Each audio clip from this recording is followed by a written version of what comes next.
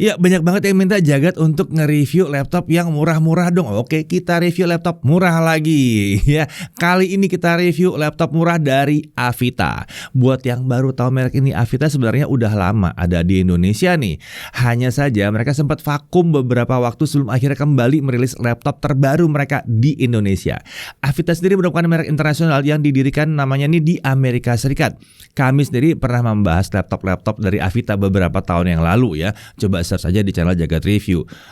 Mungkin kalian waktu itu belum subscribe atau sekarang belum subscribe. Nah, kalau belum subscribe, di-subscribe dulu aja channel ini biar nggak ketinggalan ya. Oke. Nah, laptop terbaru Avita yang satu ini sudah kekinian karena dia pakai prosesor Intel Core generasi ke-12 untuk harga di kelas 6 jutaan. RAM-nya pastinya bisa di-upgrade, storage-nya bisa pasang 2 SSD, layarnya langsung IPS Full HD. Harganya seperti saya bahas tadi sekitar 6,1 juta rupiah. Ya, laptop yang satu ini namanya adalah Avita Pura A+.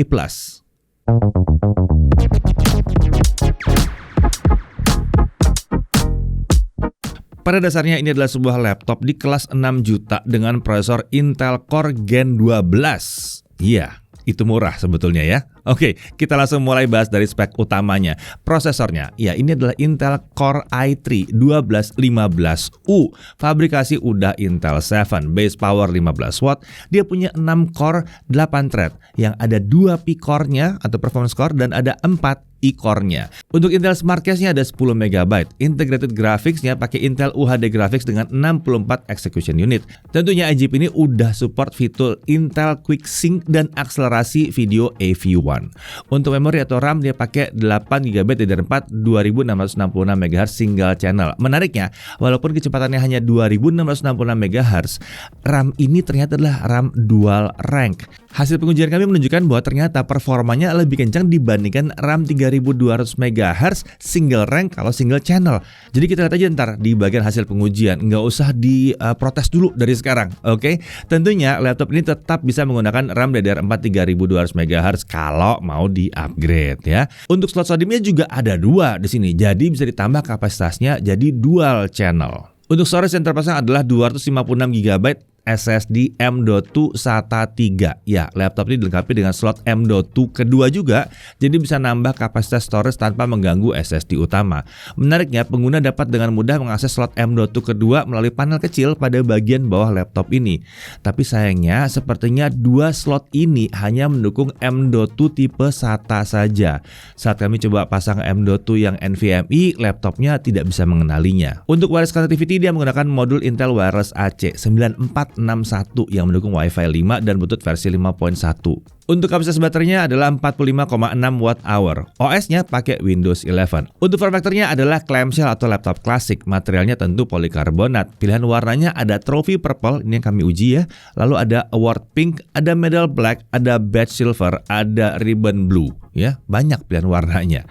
Untuk desain, penampilan laptop ini mengingatkan kami pada laptop keluaran lama dengan sudut-sudut bodi yang membulat ya, melengkung-melengkung begitu. Penggunaan warna ungu juga membuat penampilan laptop ini terasa unik nih. Jadi beda aja dibandingkan merek lainnya. Menurut Avita, warna Trophy Purple ini melambangkan kemewahan dan kecanggihan. Ya, Avita memang dikenal sering menawarkan warna unik untuk laptop mereka ya. Nah, untuk ukuran, panjangnya 33,2 cm, lebar 22,3 cm, dengan ketebalan di sisi paling tipis 1,89 cm, di sisi paling tebal 2,05 cm. Untuk bobotnya laptopnya aja di 1,5 kg dengan charger 190 gram. Ini adalah charger 65 watt. Jadi total bobotnya kalau dibawa-bawa semuanya di 1,69 kg. Untuk display ini adalah layar 14 inci dengan resolusi 1920 x 1080 pixel. Panel IPS. Nah, kalau panel ini kami ukur dengan alat kami, hasil tingkat cerahan maksimalnya ada di 264 nits saat berada dalam ruangan. Sementara gamut coveragenya ada di 56,2% sRGB dengan gamut volume di 57,1% sRGB. Layar satu ini memang rasanya kurang cocok untuk content creation kelas profesional yang butuh akurasi warna tinggi karena kedalaman warnanya kurang. Tapi kalau mau dipakai belajar editing video sederhana, nggak ada masalah karena panelnya IPS. Digerak-gerakin, digeser-geser, dia akan konsisten terus tampilannya. Dan tentunya Tapi kalau mau dipakai nonton, masih oke banget yang satu ini. Layar laptop ini punya permukaan yang glossy. Walaupun sedikit mantulin bayangan, ini membuat warna-warnanya keluarnya lebih cemerlang. Sayangnya ini untuk desain bingkainya terasa masih kurang tipis ya buat keempat sisinya. Mungkin desain seperti ini untuk memberikan perlindungan ekstra buat layarnya juga. Nah, kita beralih ke kamera dan mikrofonnya. Kamera di laptop ini mampu mengambil gambar dan merekam video dengan resolusi hingga 1600 x 1200 pixel. Sayangnya, saat kami coba rekam video, tingkat frame rate-nya itu rendah. Berdasarkan file hasil rekaman di resolusi 1200p dan 720p, frame rate-nya hanya dapat sekitar 6-7 fps. Kalau mau dapat frame rate yang lebih tinggi, resolusi harus turun ke 640 x 480 yang bisa menghasilkan 20 fps yang sayangnya masih belum mulus. Sementara itu untuk modul mikrofonnya di sini ada 2 buah. Nah, untuk kemampuan kamera dan mikrofonnya kurang lebih seperti ini. Ya, rekaman ini dibuat dengan menggunakan kamera dan mikrofon yang ada di laptop Avita Pura E+. Jadi gimana nih kualitas rekamannya? Ya, rekaman ini dibuat dengan menggunakan kamera dan mikrofon yang ada di laptop Avita Pura E+. Jadi gimana nih kualitas rekamannya? Oke, laptop ini dilengkapi dengan 2 buah speaker dengan lubang keluaran suara berada di sebelah atas keyboard. Untuk harganya kami memang tidak bisa berharap banyak ya dari kualitas suara speakernya sih ya. Tapi kalau untuk sekedar ada suaranya, speaker ini ya nggak terlalu mengecewakan lah ya. Nah, untuk konektor di kiri ada satu Kensington lock slot, lalu ada satu DC in, satu USB 3.0 yang 5 Gbps, ada satu HDMI dan ada satu USB-C 3.0 5 Gbps yang mendukung display out dengan protokol DisplayPort dan power delivery. Jadi bisa digunakan juga untuk ngecas laptop.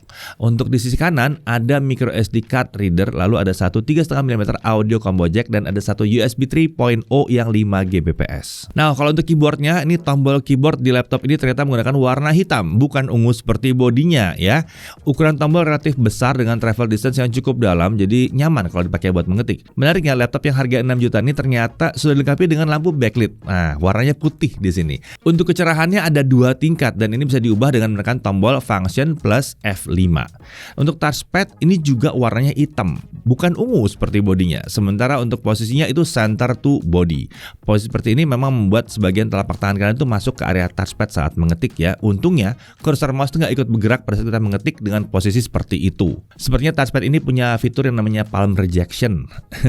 Lanjut, untuk cooling system. Sistem pendingin laptop ini dilengkapi dengan 2 buah heat pipe dan 1 buah kipas pendingin. Arah pembuangan udara panasnya itu ke belakang menuju engsel layar. Nah, Avita Pura yang ini dilengkapi dengan Avita Blockchain PC. Ini salah satu daya tarik dari laptop Avita terbaru nih, termasuk tipe yang kami uji. Dia udah siap untuk blockchain application. Dengan blockchain application, laptop Avita diklaim lebih aman dan nyaman digunakan di mana saja, kapan saja berkat teknologi blockchain. Salah satu blockchain application yang akan langsung disertakan saat membeli laptop Avita adalah Jasmy Secure PC Solution yang dikembangkan developer dari Jepang. Software satu ini punya sejumlah fitur unik seperti Secure Data Locker. Dengan fitur ini pengguna bisa membuat ghost drive untuk mengamankan data-data penting seperti dokumen kantor, foto pribadi dan lain-lain ya. Nah, saat fitur diaktifkan, software akan membuat partisi tambahan untuk menyimpan data-data penting tersebut dan menyembunyikan keberadaannya. Menariknya, ghost drive ini bisa diatur hanya muncul saat laptop menggunakan jaringan tertentu atau hanya bisa diakses kalau manajer mengizinkannya. Lalu dia punya PC Operation Status Viewer. Avita yang satu ini juga siap untuk dikendalikan dari PC lain. Ini akan cocok misalnya untuk orang tua yang mau ngasih laptop ini ke anak, atau sebuah perusahaan yang ingin mengendalikan laptop-laptop yang digunakan oleh pegawainya. Ya, jadi kalau laptop datang dari perusahaan gitu ya, tapi Pak manajer mau tahu nih sebetulnya nih pegawainya itu buka apa aja, jangan sampai buka hal-hal yang ilegal gitu kan. Nah, di sini ada PC Operation Status Viewer. Fitur ini dapat memantau aktivitas laptop seperti dia bisa melihat software apa yang dijalankan, lalu berapa lama software dijalankan di laptop ini, file apa yang dibuka, serta jumlah ketikan tombol keyboard di setiap aplikasi itu bisa tuh. Lalu jumlah klik mouse atau touchpad di setiap aplikasi, jarak tempuh pointer mouse saat bergerak dan masih banyak lagi. Ya, untuk perusahaan fitur ini bisa digunakan pimpinan atau manajer untuk memantau aktivitas kerja karyawannya ya. Jadi perusahaan bisa tahu apakah karyawan memang bekerja dengan seharusnya atau enggak, sebetulnya cuma dibuka doang layarnya.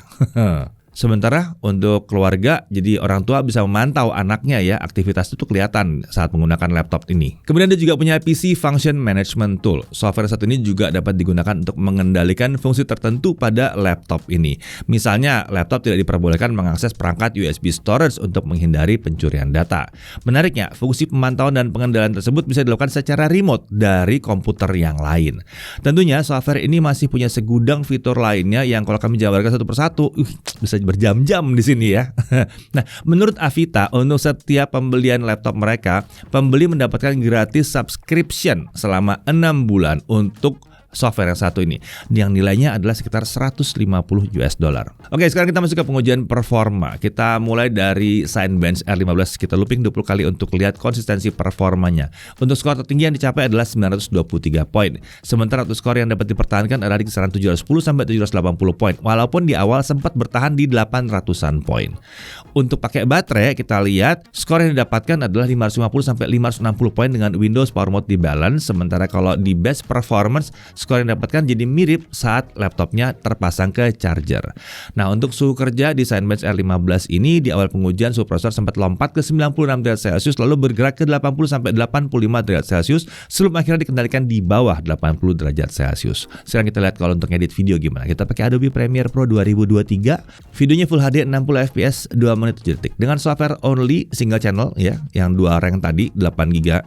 Itu ngekspor butuh waktu 4 menit 41 detik. Nah, kalau kalian berpikir bahwa RAM tadi yang 2666 itu kurang kencang, jadi kalian ganti RAM itu dengan yang 8 GB 3200 MHz, tetap single channel juga, hasilnya adalah 4 menit 53 detik. Mending pakai yang tadi aja, ya enggak? Nah, sementara kalau kita menggunakan dual channel, ya, RAM yang tadi ada 2 channel jadi 2 rank 16 GB 2666 MHz, semua selesai dalam waktu 4 menit 6 detik. Nah, kalau kita pakai GPU acceleration, kita hidupkan open channelnya, ini defaultnya ya. Kalau kita pakai single channel pakai RAM bawaannya 5 menit 41 detik. Kalau kita pakai dual channel sama RAM-nya ya, seperti yang bawaannya jadi 16 GB 2666, kita dapat 2 menit 56 detik. Jadi terbukti ya, RAM bawaan laptop ini emang lebih kencang dibandingkan RAM single rank 3200 MHz. Jadi kalau mau ngupgrade pikir-pikir dulu ya. Terlihat pula kalau performa OpenCL itu lebih kencang kalau dipakai 2 channel di sini. Nah, untuk suhu kerja Full HD video export pakai OpenCL ya. Lagi-lagi di awal pengujian suhu prosesor itu sempat naik ke 98 derajat Celcius sebelum akhirnya turun dan stabil di bawah 70 derajat Celcius. Oke, seperti biasa untuk laptop 6 jutaan kita sekarang pakai CapCut ya. Video Full HD 60 yang tadi kita edit mirip seperti yang di Premiere tadi dengan single channel ya. Itu selesai dalam waktu 2 menit 14 detik. Lalu kalau pakai dual channel, kita dapat 1 menit 17 detik. Nah, untuk suhu kerjanya, pada saat melakukan Full HD video export, suhu prosesor dapat dikendalikan di bawah 70 derajat Celcius. Sekarang kita lanjut ke gaming, oke? Ayo kita lanjut gaming ya. Untuk pengujian game kali ini kita langsung menggunakan RAM 16 GB dual channel ya. Dota 2 720p fastest, render scale di 100%, 30-40 fps di scene berat dengan banyak unit dan efek, dan 70-80 fps di scene yang ringan. Genshin Impact 720p lowest, render scale di 1 kali, 40-60 fps. F1 2021 720p ultra low, 45-70 fps. GTA 5 720p normal, tessellation di off, kita dapat 40-70 fps. Nah, suhu kerjanya pada saat kita setengah jam main GTA 5, prosesor rata-rata berada di bawah 70 derajat Celcius. Sementara untuk permukaan bodinya, untuk keyboard area paling panas ada di sekitar huruf S dan H dengan suhu mencapai sekitar 42 derajat Celcius. Sementara area sebelah atas keyboard itu suhunya mencapai 47 derajat Celcius. Ya, tapi wajar karena di dekat ventilasi pembuangan udara panas. Sedangkan area palm rest itu suhunya aman di bawah 35 derajat Celcius. Nah, sekarang kita masuk ke pengujian storage-nya. Dengan Crystal Disma kita peroleh bahwa kecepatan bacanya ada di 465 MB per second dan tulis di 457 MB per second. Ini performa yang normal-normal aja untuk SSD SATA 3. Ya, harapannya sih dapat 500-an ya, tapi ya udahlah 450 masih oke lah. Untuk battery life 1080p local video playback ini kita dapat 8 jam 5 menit. Ini sesuai dengan harapan kami untuk sebuah laptop kelas 6 juta di sekitar 6 sampai 8 jam daya tahannya. Untuk charging 30 menit pertama terisi 28%, sementara untuk dari kosong sampai penuh 100% kita butuh waktu 2 jam 20 menit. Masih tergolong normal, walaupun sedikit lama tapi tergolong normal sih yang satu ini. Untuk harga 6.150.000. Bonus beliannya dapat backpack ya. Untuk garansi dia dapat 2 tahun global warranty. Nah, sekarang kita masuk ke hal yang perlu diperhatikan. Yang pertama, slot M.2-nya hanya mendukung SSD M.2 SATA. Kemudian, frame rate kameranya ini rendah. Lalu belum disertakan Microsoft Office. Tapi tenang, karena ada banyak pilihan lain yang gratis ya. Dari sisi menariknya, penampilannya unik karena warnanya. Yang satu ini ungu dan ada banyak pilihan warna-warna lain. Lalu dia udah pakai Intel Core i3 1215U, kekinian dan kencang untuk multitasking. Ini kuat untuk gaming tipis-tipis ya, siap untuk video AV1 juga. Suhu kerjanya masih dalam batas yang aman lah ya. RAM bisa di-upgrade, ada 2 slot di situ. Lalu udah support dual storage juga. Layarnya IPS Full HD. Konektornya lengkap ya, backlit keyboardnya ada. Bonus subscription 6 bulan untuk Jasmy Secure PC. Jadi laptop Avitapura A+ ini cocok buat siapa sih sebenarnya? Ya pada dasarnya laptop ini cocok untuk mereka yang mencari laptop murah ya, dengan harga sekitar 6 juta dan performanya udah kekinian karena pakai Core i3 Gen 12. Dipakai buat sekolah bisa, apalagi laptop ini punya pilihan warna yang beragam. Jadi unik kalau kita mau sekolah dengan tampilan yang beda ya, terutama di laptopnya maksudnya gitu. Dipakai buat kerja nggak ada masalah sih, kalau mau bikin dokumen, presentasi, bahkan editing video 1080p 60 fps masih bisa nih selama dipasangin dual channel. Pada akhirnya kita bisa bilang selamat datang kembali laptop Avita ke pasar Indonesia. Pilihan laptop yang murah dan aman kini jadi semakin banyak dan beragam. Saya Dedi Irfan, Jakarta TV.